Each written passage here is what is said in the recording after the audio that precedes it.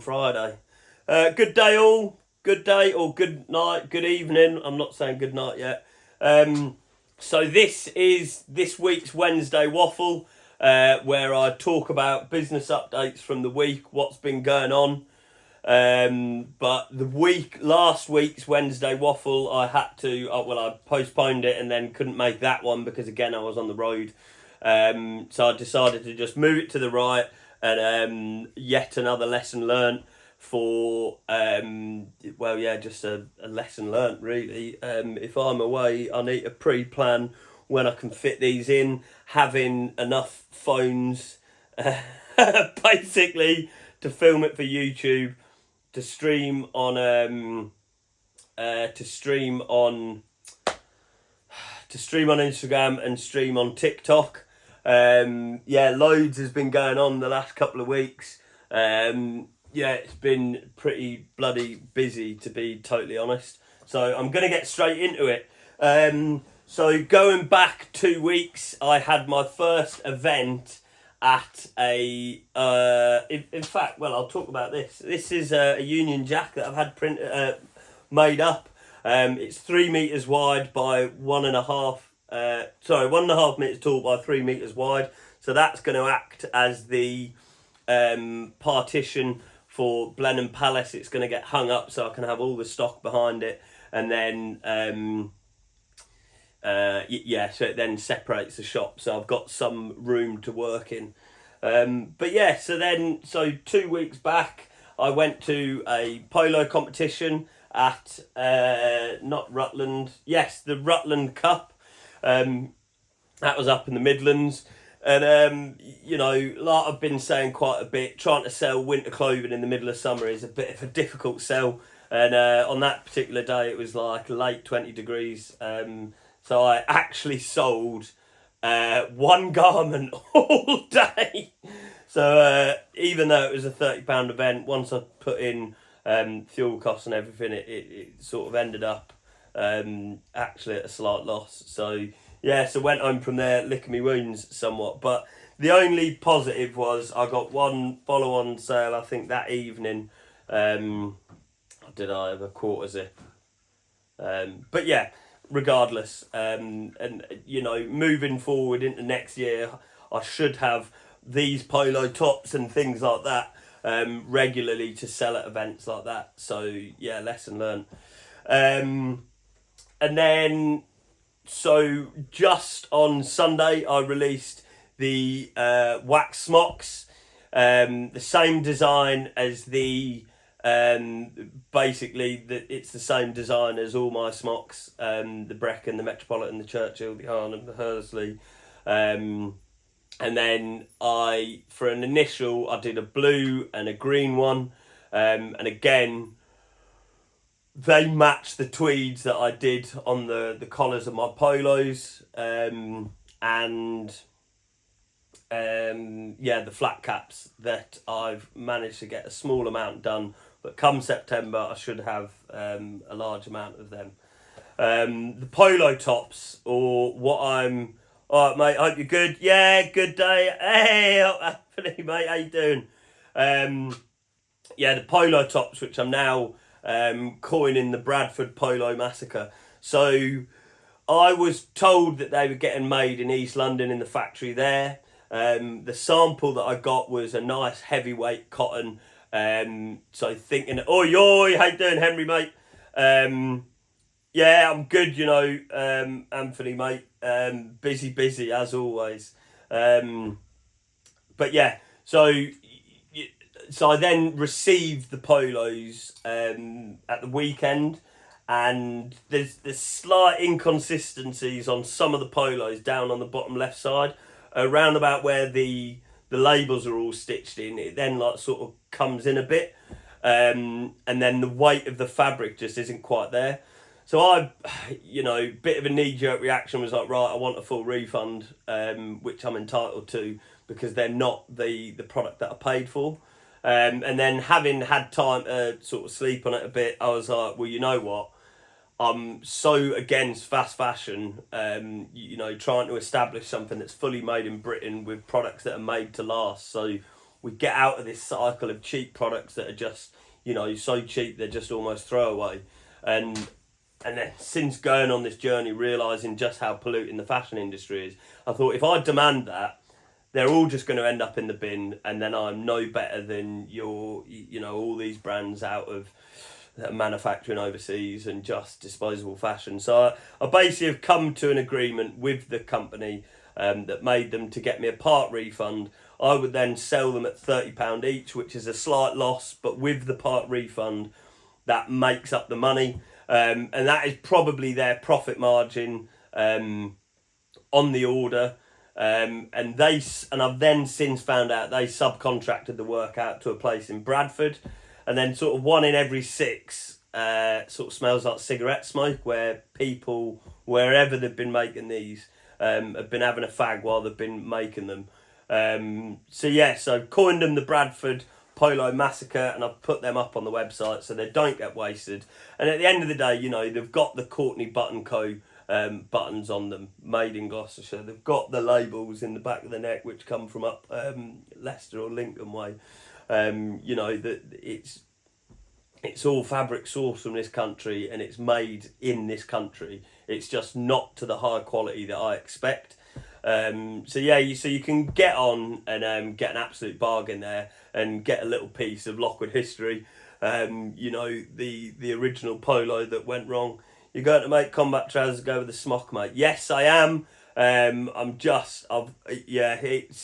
all to do with funding and stuff like that. Costings, being able to just not overextend myself. Trousers. I've got the design done. They're ready to go. I just can't afford to do them yet. And then we had the Norfolk Show last Wednesday, Thursday.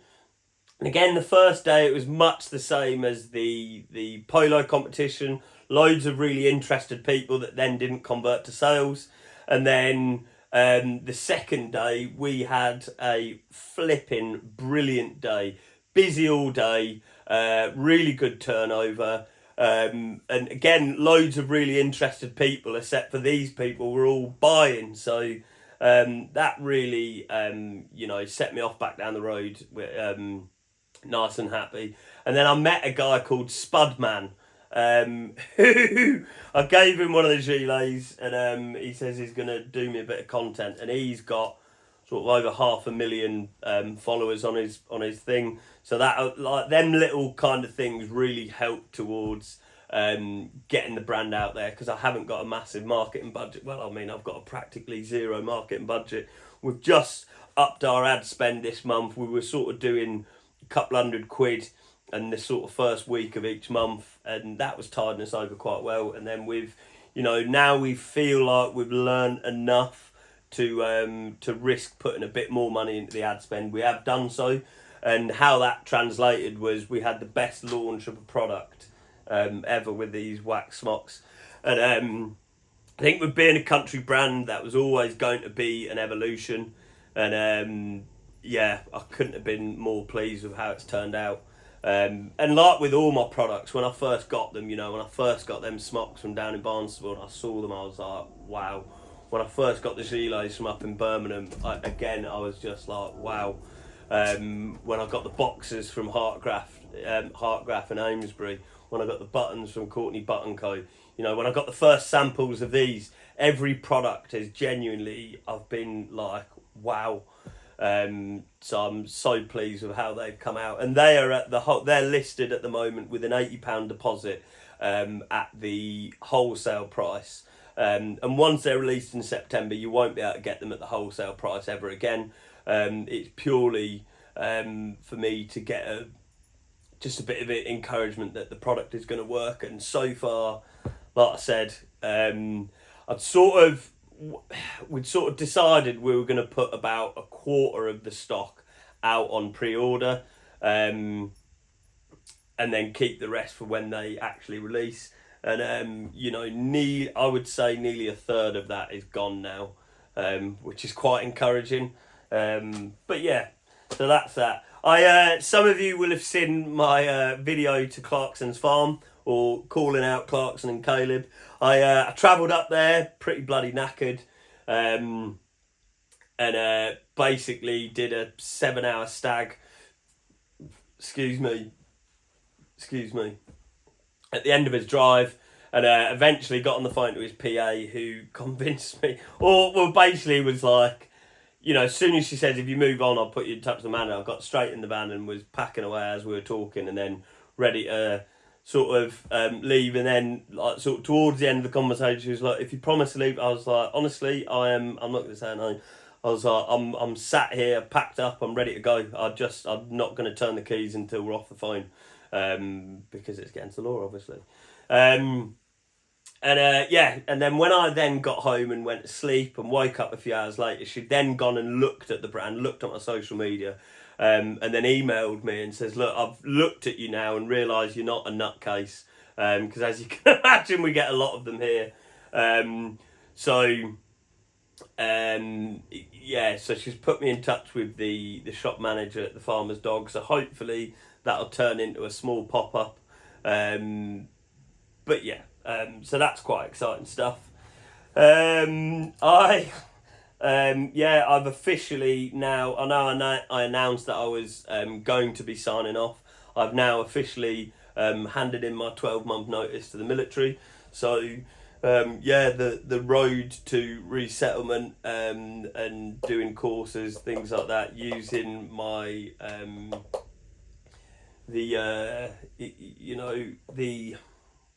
what's the word?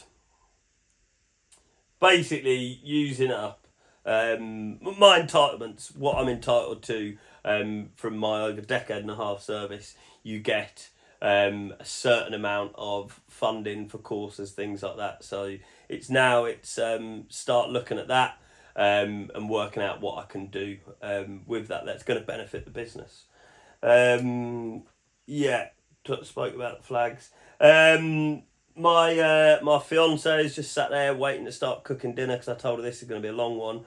Is now officially a partner in the company, or rather a director. Mate, how do you find the time to do all this? Great. Yeah, well, the short answer, mate. I really want to meet you at some point as well, brother. The short answer is I don't find the time. It basically comes out of sleep time. LCAS is it? I wasted mine. Use it. Oh man, they don't give you. Yeah, exactly. And because I was trying to get my Cat C for bloody years. And you know how it is. There's the courses, blah blah blah blah. And then when I promote to senior, then you can't. They won't put you on a Cat C course without sign off from particular people. Blah blah blah blah blah. So I think I'm going to do me full Cat C course with my LCAS, and then I've got that as well. Although, hello my friend, Jenny has been in an argument, and please can you say you support Jenny's side? I have no idea what that means, sorry. Good luck with everything, hard work, long hours and a little bit of luck. Yeah, exactly, mate. Yeah, exactly. But well, like I was talking about before you joined on there, Nick, I was talking about Spudman and Clarkson and that. It's people like you with an audience sort of sharing my stuff and help me get the message out there that we are, British manufacturing. It might be on its knees, but it's very much in business, and I'm at the forefront of that. There was a man today actually called the Grey Fox. He's got quite a substantial following, and he's all about British manufacturing and sustainability, and he shared my page earlier, which was really bloody good. Who the hell is that? Just say that. No, I won't say that. I spoke about this last time I went on live. Like, Instagram seems to be like where you just get, I don't know, you get all sorts of people saying stuff on TikTok. It's a bit mad, but anyway. So yeah, like I said, we are very much in business. I did my shoot, so all the media that you're seeing around the Brecon smocks at the minute, my wax jackets, All that was with Nova Digital Studios. So if you're a brand and you want to get some really high quality content done, some video and that's a lie. That's yeah. Yes. Sorry, I've just had a text come through then. Yeah, she does really high quality stuff. She's trimmed it all down for me, and then I've just been able to edit that into stuff that I wanted to, so that's brilliant. Any shows up north coming up, Greater Manchester area? Not this year, mate, because I've had to cram as much as I could into the sort of the block of leave that I've got. So it's mainly, I've got stuff down sort of southwest of, south of London. I've got some stuff over the Cotswolds way. The furthest north I'm going is Lincoln to Equifest and the British Grassroots Show Jumping Championships. Trying to think what else I've got in. Yeah, it's all, everything is sort of within about 2 hours of the M25 this year. But next year, once I'm out, so in fact, so those of you on Instagram, you can see that comment just there, and I'm going to address that in a moment. Those on TikTok, there's a comment just come through there saying scamming Grand Alliance is mad work. So Grand Alliance is a company, they focus on sort of do you want to buy some buffalo? So Cheshire Wildlife Management there, he is, I'm meeting him on Monday. He is going to pick up a full buffalo that he's going to be butchering and selling on. So if you want to get some buffalo, get in touch with him. So anyway, so these people here that you can see in the comments gobbing off. So this Grand Alliance fella, he's a civvy that has never served, and he got hold of me in about February time, and basically was saying that I've copied his logo. And I says, did you serve in the Gloucestershire Regiment or something before they disbanded? And he didn't know what I was talking about. So then, without going right round the houses, I asked him, and he said he'd never served, and it's the typical, I was going to serve, I was going to sign up, yada, yada, yada. And then I asked him, I was like, how have you managed to get that logo trademarked? Because you can't trademark military uniform. And he says, well, I haven't got it trademarked. So I was like, right, okay. And I just explained to him, yes, I will be. We're going to have some green fleeces, the same as the Sherpa fleece, but a green sort of September time. So I then explained to him the history of his logo, when his logo is actually from. It's an 18th century line regiment. Royal Gloucestershire Regiment was the closest I could match it to from the 1800s. And I explained to him my logo is the uniform that I've been wearing for over a decade and a half.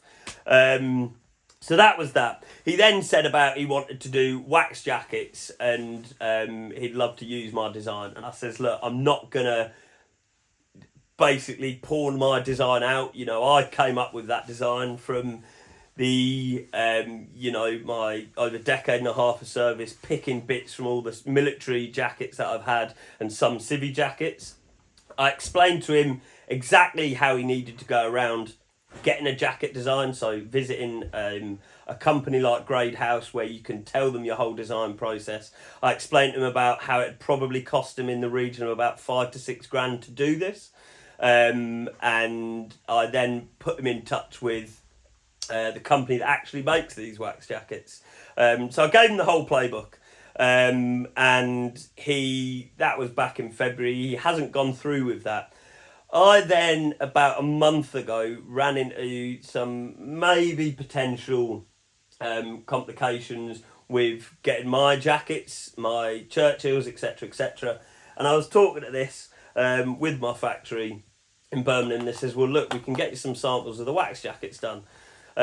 So I did just that. Saw you on your horse. When I did Street Line. Yeah.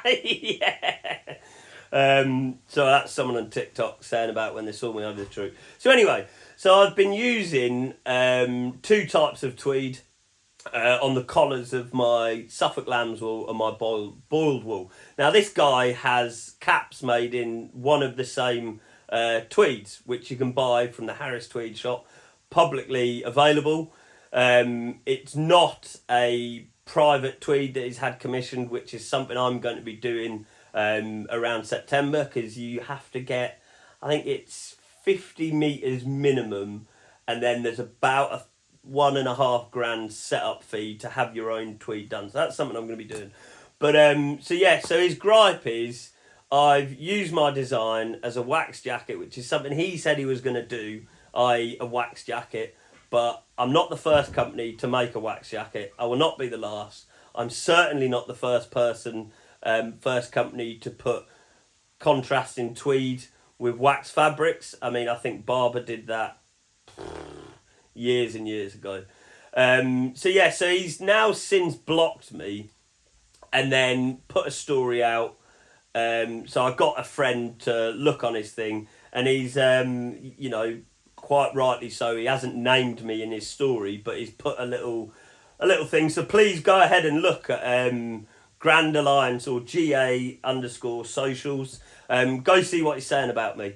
And then he's put a little thing saying DM me, but don't message him like some of, a lot of his followers have been doing, and giving me gripe, because it's just unprofessional. It's not what this company stands for. We're about backing British manufacturing, charitable donations, and doing good in the community. That's what I'm about. But, like they say, there's always three sides to every story. Their side, and the truth. So, I'll leave you to make your own deductions about what I'm saying. But yeah, is what it is. He didn't want to put the hard work in. He didn't want to put the money in. He wanted to sidetrack all the work by using my design. And I told him I wouldn't. He got upset that he thought I was copying his design. I explained to him why I wasn't, and that I've served this country, this monarch, and the previous monarch wearing the uniform that is my logo. So that's what. So for those of you seeing them comments, that is what that is all about.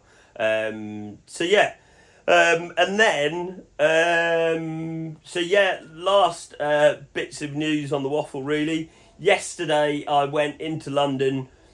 It was a bit of a yo-yo. I parked at Knightsbridge, travelled over to a place called the Ned, where I basically got invited by a customer to meet up for a coffee. I got invited for a coffee, and we had a good little chat about what the future of the brand is, what I'm planning to do. And he's without going into too much detail, he's a man that is a businessman that loves what I'm doing. He understands the importance of doing what I am, keeping all manufacturing in this country, and really trying to build something that is going to A, secure jobs, B, give back to really positive initiatives, and then support grassroots riders at the bottom level, all while championing British manufacturing across the world. Something that he said was, so he's of dual nationality, and he used to live out in North America. And he says when he was growing up, he had all British made shoes, British made trousers, British made shirts, and he said nowadays you go along the high street and it's.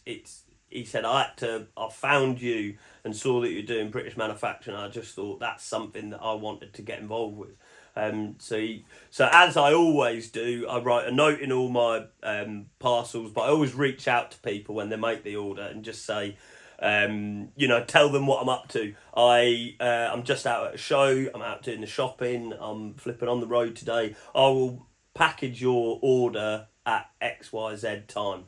So I did that, reached out to him, and then he sort of messaged me back and says, look, I'd like to meet you.